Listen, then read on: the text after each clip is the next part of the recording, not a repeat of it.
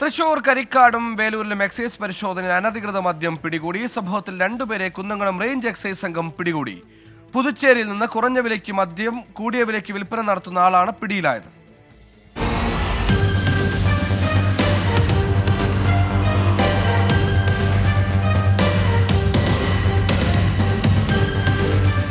പോർക്കുളം ഇഞ്ചിക്കുന്ന് സ്വദേശി 62 വയസ്സുള്ള മോഹനൻ, വേലൂർ മൈത്രി നഗർ സ്വദേശി 42 വയസ്സുള്ള പ്രജീഷ് എന്നിവരെയാണ് എക്സൈസ് സംഘം പിടികൂടിയത്. പുതുച്ചേരിയിൽ നിന്ന് മദ്യം കടത്തിക്കൊണ്ടുവന്ന വൻ വില ഈടാക്കി വിൽപ്പന നടത്തുന്നുണ്ടെന്ന എക്സൈസിന് ലഭിച്ച വിവരത്തിന്റെ അടിസ്ഥാനത്തിൽ നടത്തിയ പരിശോധനയിലാണ് മോഹനൻ പിടിയിലായത്. ഇയാളിൽ നിന്ന് 3 ലിറ്റർ മദ്യം പിടികൂടി.